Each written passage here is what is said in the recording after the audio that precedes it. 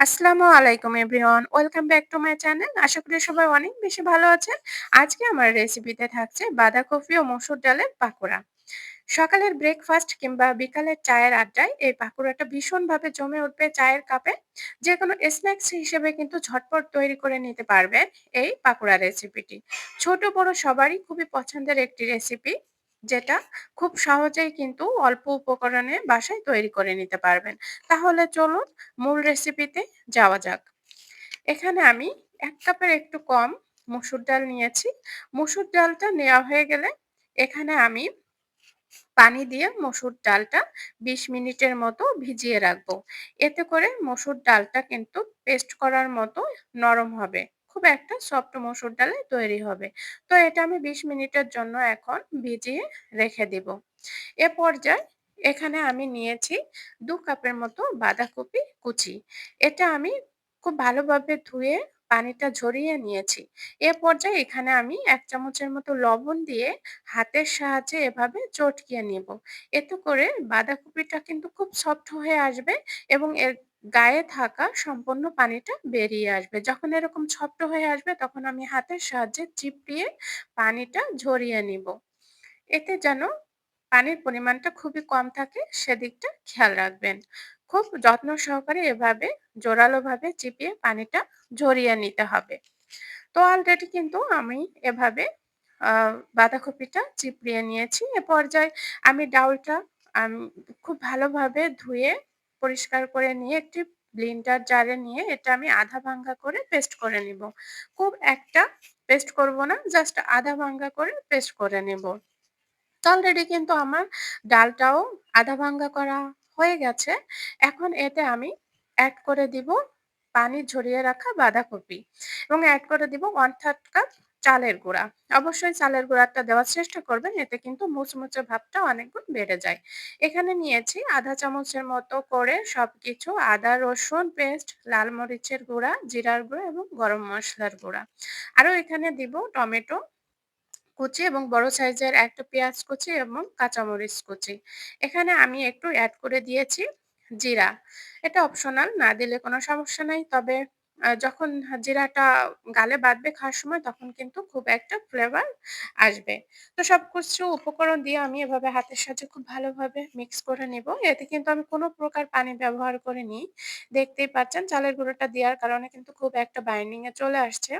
Already কিন্তু আমার এভাবে বাইন্ডিং করা হয়ে গেছে। এখন আমি হাতের সাহায্যে একটু, একটু করে পাকোড়ার শেপ তৈরি করে নিব। এভাবে একটু রাউন্ড করে হাতের সাহায্যে ঘুরিয়ে, ঘুরিয়ে আমি গোল শেপ করে চাপ দিয়ে একটু চ্যাপ্টা করে নিব। তো এভাবে আমি সবগুলা পাকোড়ার শেপ তৈরি করে নিব। খুব সহজ এবং ইজি একটি রেসিপি। তো অলরেডি এভাবে করে কিন্তু আমি এক, এক করে সবগুলা পাকোড়া তৈরি করে নিব। আর অবশ্যই কিন্তু মনে রাখবেন, এখানে কিন্তু কোনো প্রকার পানি ব্যবহার করবেন না। সবজির গায়ে যতটা পানি আছে ততটা পানিতেই কিন্তু পাকোড়ার ডোটা তৈরি করে নিতে পারবো।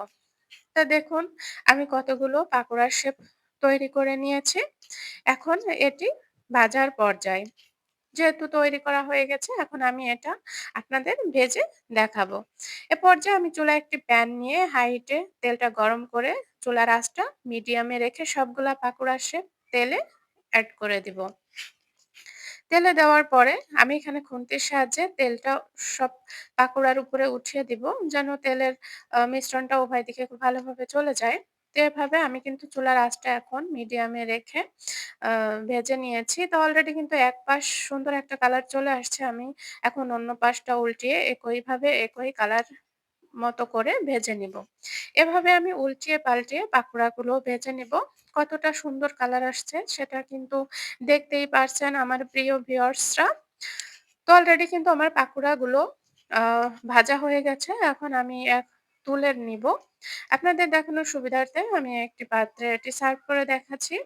কতটা সুন্দর কালার আসছে এবং কতটা মুচমুচে সেটা আপনারা দেখেই বুঝতে পারছেন। এটা খেতে কিন্তু অসম্ভব মজাদার। বিকালের চা'র সাথে কিন্তু খেতেই পারেন কিংবা গরম, গরম ভাতের সাথে যেকোনো সবজির সাথে এ ধরনের পাকোড়া পরিবেশন খুবই মজাদার একটি বিষয়। আশা করি আপনারা এভাবে বাসায় ট্রাই করবেন। তো অলরেডি কিন্তু আমার সবগুলা পাকোড়া এভাবে তৈরি করা হয়েছে। দেখতেই পারছেন যে কতটা সুন্দর হয়েছে। কতটা মুচমুচে হয়েছে সেটা আমি আপনাদের দেখাচ্ছি। একটার সাথে একটা ঘেঁষলে কিন্তু কচকচ করে শব্দ হচ্ছে। এতেই বোঝা যাচ্ছে যে কতটা মুচমুচে হয়েছে। তো এ ধরনের পাকোড়া তৈরি করে কিন্তু যেকোনো সসের সাথে পরিবেশন করতে পারেন। খুবই মজাদার একটি রেসিপি। এটা কিন্তু ছোট বড় বাসার সবাই খুব পছন্দ করে। তো আমার ভিডিওটি যদি আপনাদের ভালো লেগে থাকে তাহলে অবশ্যই কিন্তু লাইক দিতে ভুলবেন না এবং যারা নতুন আছেন আমার চ্যানেলটি সাবস্ক্রাইব করে আমার সাথেই থাকবেন। আর পাশে থাকা বেল আইকনটি ক্লিক করবেন তাহলে আমার নিত্য নতুন সকল প্রকার রেসিপির নোটিফিকেশনটা সহজেই পেয়ে যাবেন। তো আমার ভিডিওটি কেমন হয়েছে এবং রেসিপিটি কেমন হয়েছে আমার কমেন্টস বক্সে জানিয়ে যাবেন এবং সবাই অনেক বেশি ভালো থাকবেন। সবার জন্য অনেক, অনেক বেশি দোয়া রইলো আমার পক্ষ থেকে। আজ এ পর্যন্ত। সবাই অনেক বেশি ভালো থাকবেন। আল্লাহ হাফেজ।